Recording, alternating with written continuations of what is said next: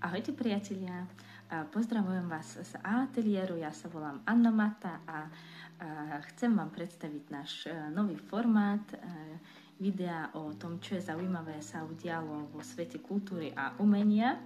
Niekedy sme dávali aj taký ateliérový digest správ zo sveta kultúry a umenia, ale tento rok budeme vydávať taký trošku viac dialogový formát, takže mňa zaujíma aj váš názor na to, čo sa deje, takže kľudne si ho napíšte potom do komentára a budeme mať taký rozhovor o tých témach, ktoré nás zaujímajú.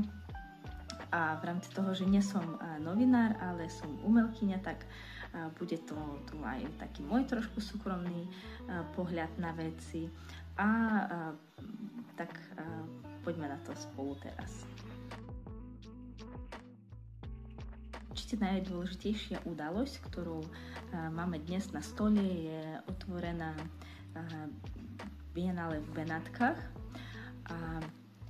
Aby ste to trošku viac predstavili, čo to znamená, že viete si predstaviť, že Benátky sa nachádzajú na ostrovoch a tak na tých ostrovoch je veľmi veľa lokácií, ktoré naplnené výstavami, performancami, lekciami a bude to po celé obdobie od apríla po november. A táto Biennále už má 60. ročník, takže sa koná od roku 1895, kedy talianská vláda sa rozhodla, že uskutoční výstavu a zavolá na ňu súčasných umelcov z viacero krajín.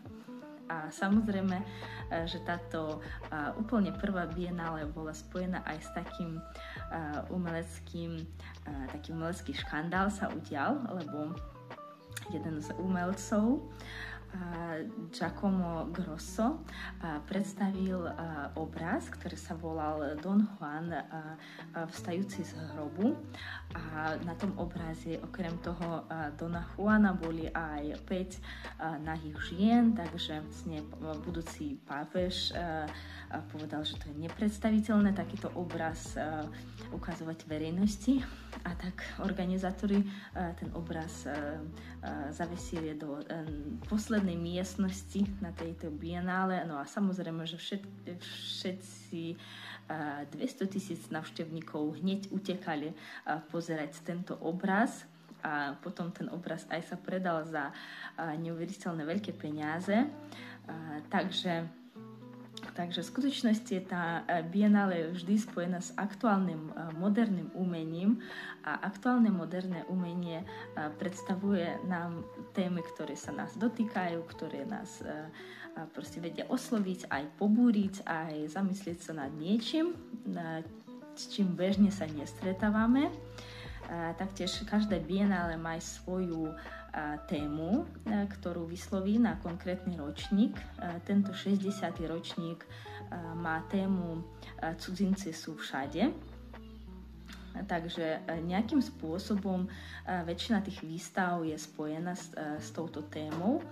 A popri tom tá Biennále je nielen výstava, ale hlavne, že ako súťaž, dá sa povedať ako olympijské hry pre umelcov. Takže už poznáme aj víťazov, ale o víťazoch porozprávame možno v ďalšom videu. No a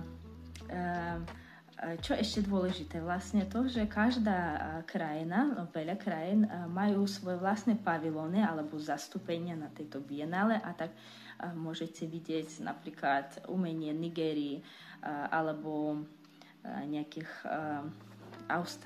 austrálskych ostrovoch, ktoré bežne sa nestretnete, tak tam v Benátkoch môžete sa oznámiť aj s tým, že ako vlastne predstavuje konkrétny región, aký umelec ho zastupuje a ako chce sa predstaviť pred celú umeleckú spoločnosť v konkrétnom období.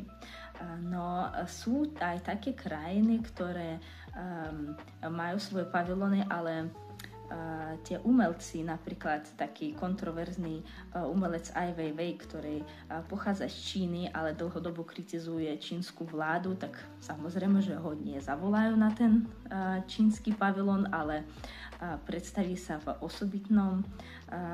osobitných platformách, a takže sú tu nacionálne pavilóny, potom výstavy osobitných umelcov, ktoré už majú vybudované svoje mená v svete umenia, a je možnosť urobiť výstavu aj nezávisle počas tej bienále, ale v nejakom inom priestore v Benátkoch, ale za toto máš zaplatiť príspevok, ktorý tak sa pohybuje okolo 25 000 eur, a za tie peniaze dostaneš nálepku, že patríš do tej bienále, a tak budeš akože v tom programe. No, budúci rok bude to 99.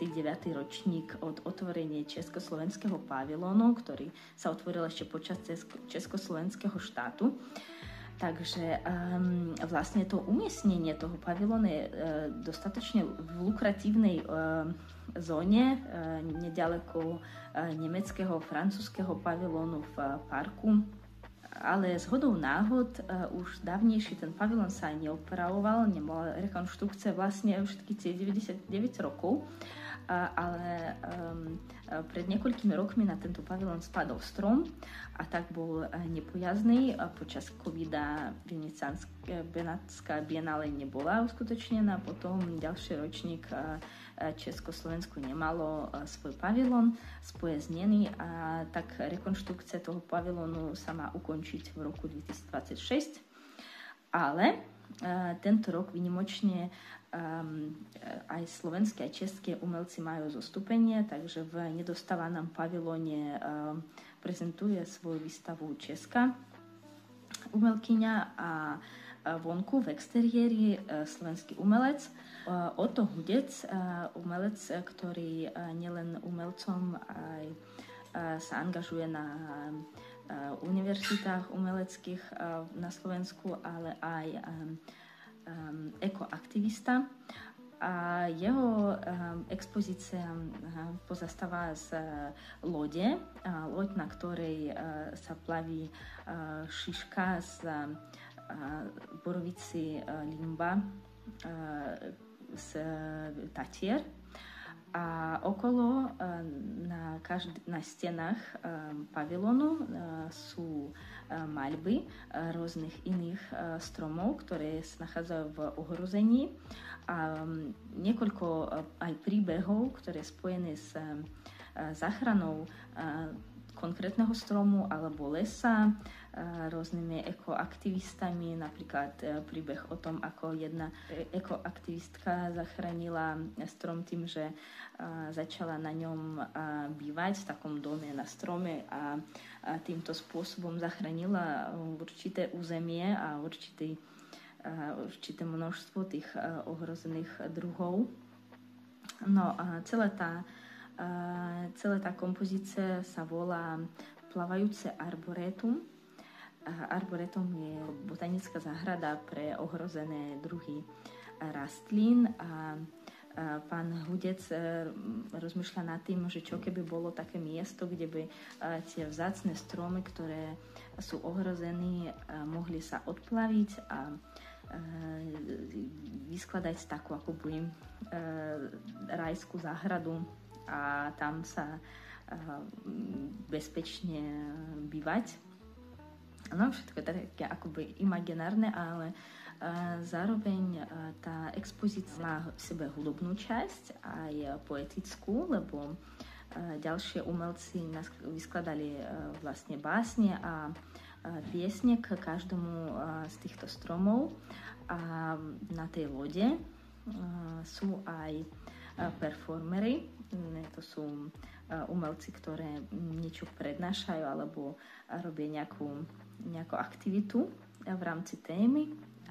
A performery sú oblečené v žlté plášte a majú megafóny, deklamujú tie básne alebo spievajú piesne, no proste robia tú aktivitu s návštevníkmi, aby prilákať pozornosť na tie ohrozené stromy a v podstate stromy nevedia sami rozprávať, takže je to na mieste takýto podľa mňa zastúpenia tej flóry. Áno, kým som strihala toto video, tak ešte som spomenula na to, že majú aj webovú stránku, na ktorej môžete aj vy nahlásiť nejaký ohrozený druh stromu alebo zverejniť dramatický príbeh nejakého konkrétneho ohrozeného stromu. Takže ešte aj takáto dlhodobá aktivita k tomu patrí. Keď ten pavilón sa otváral, umelci prítomní na tomto podujatí vlastne sa otočili k chrbtom k rečníku zastupujúceho Ministerstvo kultúry Slovenskej republiky a vyzdvihli transparenty s tým, že Ministerstvo kultúry Slovenskej republiky nás nereprezentuje, tak proti tomu sa vyhradila pani ministerka kultúry Šimkovičová, ktorá teraz zastupuje tento úrad a Ministerstvo kultúry hodnotí celú tú situáciu ako hanbu. Aj keď tiež nie je jasné, prečo sama ministerka kultúry nešla otvárať túto výstavu, lebo zvyčajne to je tak akož dôležitá udalosť, že ministri kultúry chcú sa zúčastniť z toho, takže škoda, že sme nevideli tam rečniť samotnú ministerku. Že zaujímavé aj to, vlastne sa hľadá, že kto na vine za ten protest.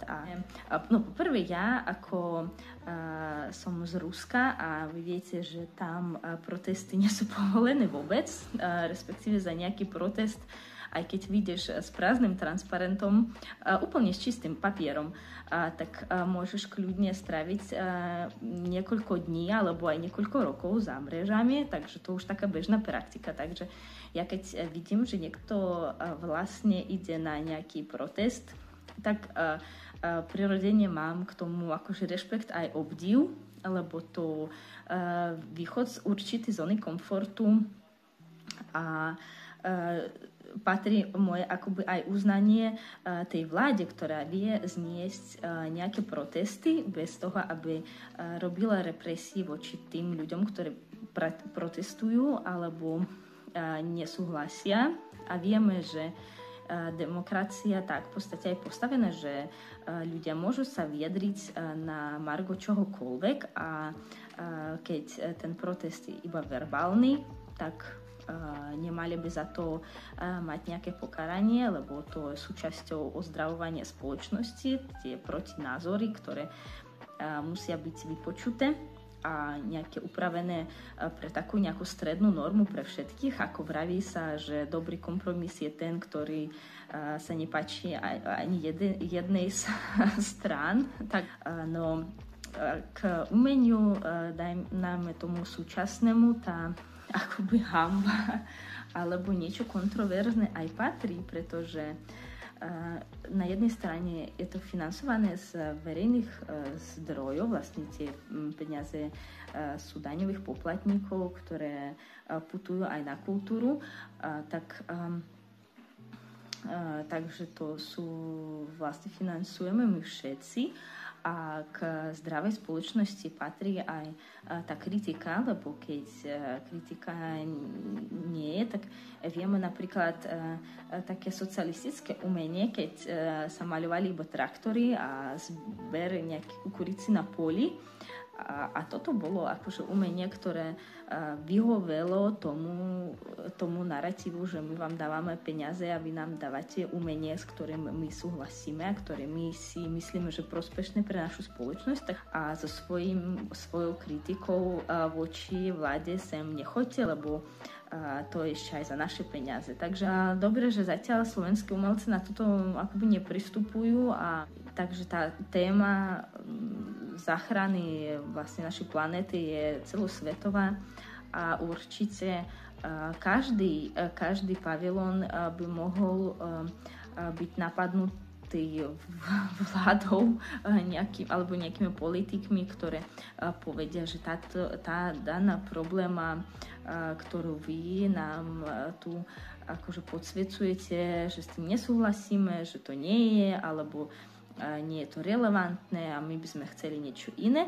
No bohužiaľ, kebyže niekto z Ministerstva kultúry zoberie štejtec do ruky, tak môže maľovať svoje slovenské umenie, ale každý, kto má na to kompetencie alebo skúsenosti alebo odvahu povedať niečo k súčasnej situácii spôsobom umeleckým, tak má na to právo, lebo to právo patrí k demokracii a vôbec k tvorivej osobnosti, o ktorej všetci hádam, že stojíme a si myslíme, že to je prospešné pre nielen zdravie človeka ako takého, ale aj pre zdravie celej spoločnosti. Takže môžete si urobiť sami z toho obraz, no keď som vám rozprávala o tej expozícii slovenskej prezentácii na Biennále v Benátkoch, že či je to hanba alebo nie je to hanba, že či stotožňujete sa s tými myšlienkami, ktoré prezentujú slovenské umelci alebo nie, tak napíšte, čo si myslíte. A vidíme sa na budúce. Ahojte.